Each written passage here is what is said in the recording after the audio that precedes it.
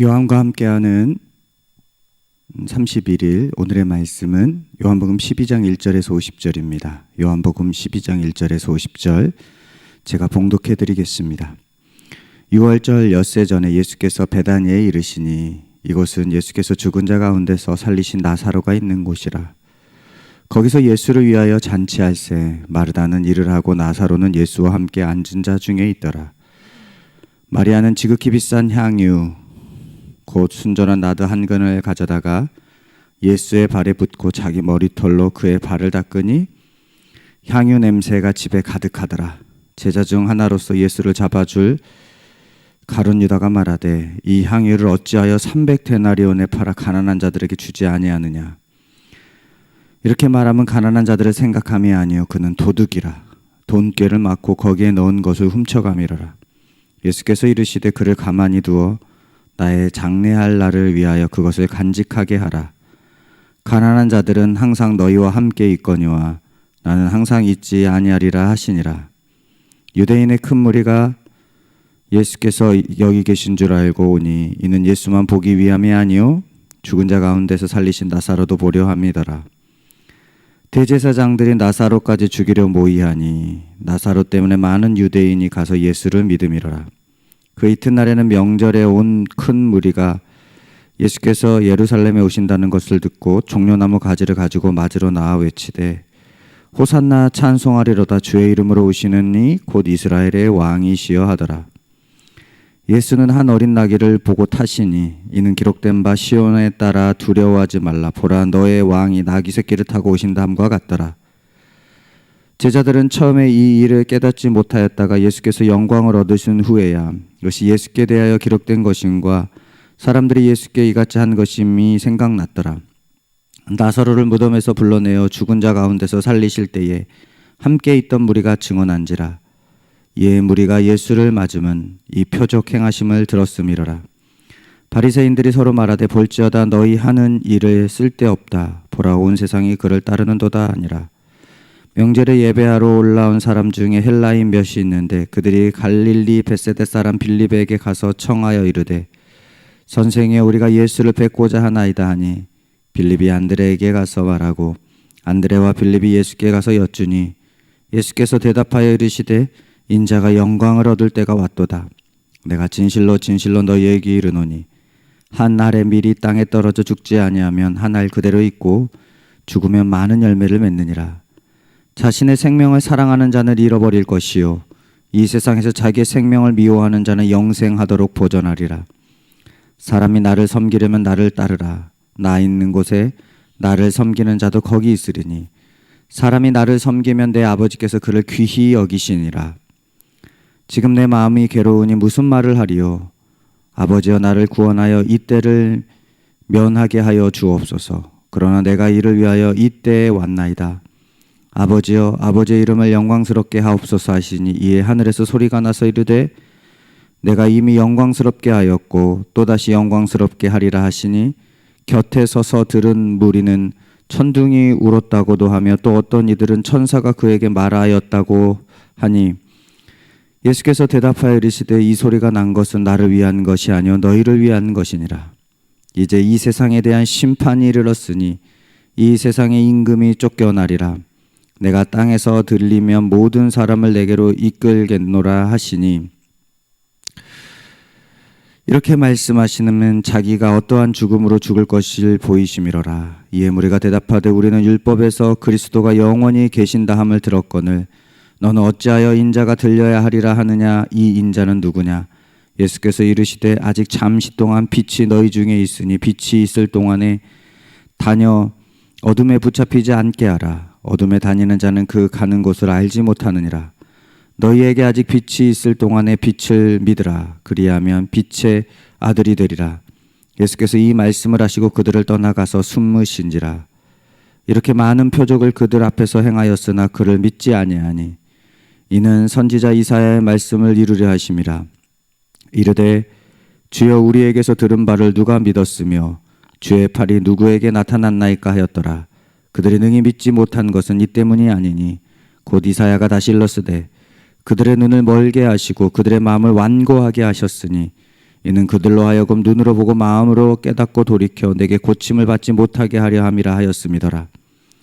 이사야가 이렇게 말한 것은 주의 영광을 보고 주를 가리켜 말한 것이라. 그러나 관리 중에도 그를 믿는 자가 많되 바리새인들 때문에 드러나게 말하지 못하니 이는 출교를 당할까 두려워함이라. 그들은 사람의 영광을 하나님의 영광보다 더 사랑하였더라. 예수께서 외쳐 이르시되 나를 믿는 자는 나를 믿는 것이 아니요 나를 보내신 이를 믿는 것이며 나를 보는 자는 나를 보내신 이를 보내는 것이라. 나는 빛으로 세상에 왔나니 물은 나를 믿는 자로 어둠에 거하지 않게 하려 함이로다. 사람이 내 말을 듣고 지키지 아니할지라도 내가 그를 심판하지 아니하노라. 내가 온 것은 세상을 심판하려 함이 아니요 세상을 구원하려 함이로다. 나를 저버리고 내 말을 받지 아니하는 자를 심판할 이가 있으니 곧 내가 한 그 말이 마지막 날에 그를 심판하리라. 내가 내 자의로 말한 것이 아니요 나를 보내신 아버지께서 내가 말할 것과 이를 것을 친히 명령하여 주셨으니 나는 그의 명령이 영생인 줄 아노라. 그러므로 내가 이르는 것은 내 아버지께서 내게 말씀하신 그대로니라 하시니라. 아멘. 하늘의 미랄이며 세상의 빛이신 예수.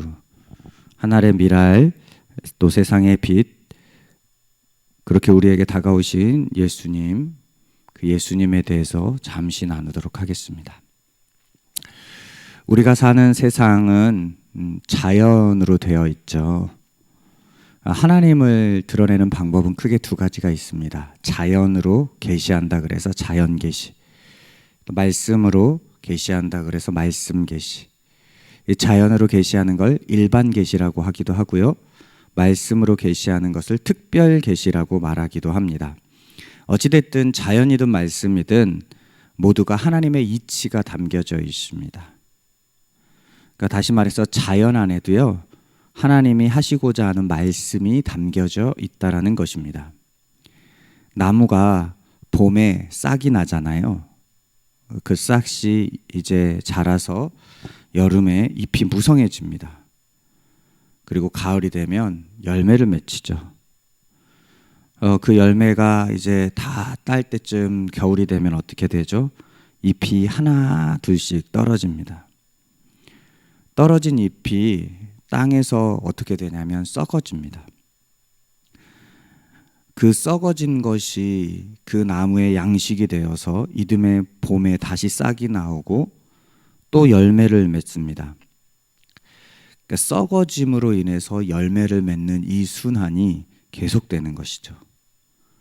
그 열매를 먹는 동물들도 또 있잖아요. 그 동물들이 열매를 먹고 볼일을 봅니다. 그러면 열매를 먹고 이렇게 배설한 그 볼일이 또 나무의 두엄이 되죠. 먹은 것이 다시 자연으로 돌아가서 거름이 되는 겁니다. 그러면 그만큼 싹을 내는데 힘이 되는 거죠.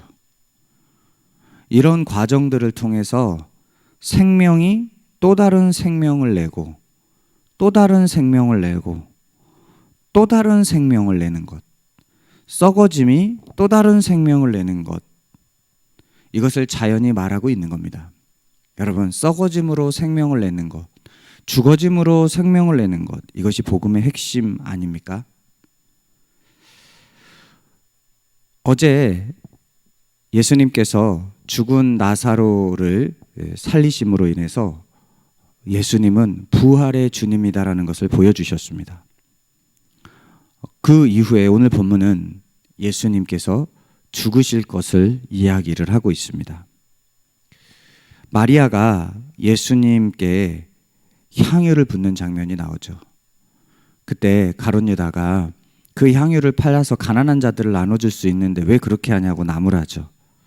근데 사실 가룟 유다는 정말로 가난한 자들을 나눠주려고 그러는 게 아니라 그걸 팔아가지고 남은 돈에서 조금 훔치려는 마음이 있었기 때문이라고 성경에 이야기합니다. 어찌됐든 예수님께서 그 향유를 붓는 마리아의 행위를 뭐라고 평가하냐면 나의 장례를 준비하는 것이다 라고 평가를 합니다. 그러면서 뭐라고 말합니까? 내용을 쭉 읽어보면 한 알의 밀알이 떨어져 썩어야 많은 열매를 맺는다고 말씀하십니다. 이 모든 것이 예수님의 죽음에 대해서 이야기하는 것이죠. 예수님이 죽으셔야 많은 생명들이 탄생한다라는 것을 말씀하시는 겁니다.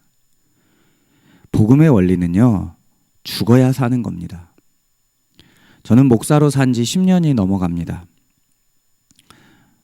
목사가 처음 될 때 정말 하나님 앞에서 썩어져야겠다라는 마음으로 결단하고 안수를 받았었어요. 그런데 초심을 지키는 것이 쉽지가 않습니다. 처음보다 시간이 가면 갈수록 쉽지가 않아요. 자존심을 더 세우게 되고요. 제가 제 자신을 보면 갈수록 고집만 세집니다. 그리고 욕심도 많아져요. 그런 것들과 싸우는 게 갈수록 심해집니다. 갈수록 심해진다는 건 갈수록 썩어지기 어렵다라는 것이겠죠. 제가 목사님들과 주로 교제를 하잖아요. 목사님들과 교제를 하다 보면 그런 생각이 들 때가 참 많아요. 이래서 교회가 세워지는 게 참 어렵구나. 먼저 썩어져야 할 목회자들이 썩어지지 못하는 부분들이 참 많이 있다는 걸 보게 됩니다. 죽어야 사는 복음의 원리를 모르는 목회자들은 없어요. 그런데 삶으로 연결되지 못한 연약한 목회자들, 그 목회자들 역시 사람인 것을 보게 됩니다. 죽고 썩어지는 것은 생명의 원리입니다. 죽어야 사는 거죠.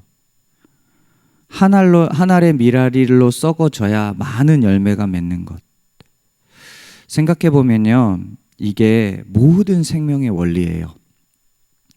자녀들이 바르게 자랄 때 보면 어떤 자녀가 바르게 자라는 줄 아세요? 부모들이 썩어져가는 삶을 통해서 자녀들이 바르게 자라는 겁니다. 속을 썩히면 속이 썩어져 가는 걸 경험하잖아요. 또 육신이 노쇠해 가면서도 불구하고 자녀들을 위해서 육신의 썩어짐을 감당하면서 일을 하는 그 부모님으로 인해서 생명의 자녀들이 세워지는 거잖아요. 여러분, 생명의 원리는 썩어짐에서 시작하는 겁니다. 예수님이 한 알의 밀알로 썩어져 죽으신 것은 저와 여러분들을 살리시기 위함입니다. 동시에 예수의 몸을 입고 살아가는 우리가 썩어지라고 하시는 메시지가 담겨 있다고 저는 믿습니다. 우리가 썩어지는 그 자리에서 예수님은 생명의 꽃을 피우실 겁니다.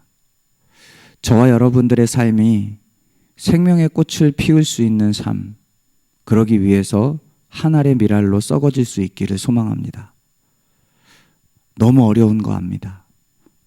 썩어진다는 거, 그것이 쉽지 않습니다. 그래서 우리는 성령의 도움을 구해야 합니다.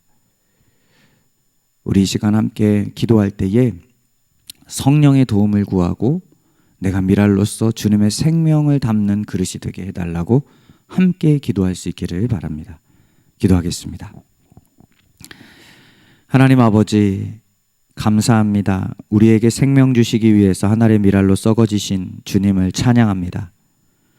이제 우리가 그 주님으로 인해 생명을 얻었다면 우리 또한 예수의 몸으로서 그 생명을 담아 한 알의 밀알이 되어 썩어지는 삶으로 나아갈 수 있도록 성령께서 도와주시옵소서. 감사드리며 예수님의 이름으로 기도드렸습니다. 아멘.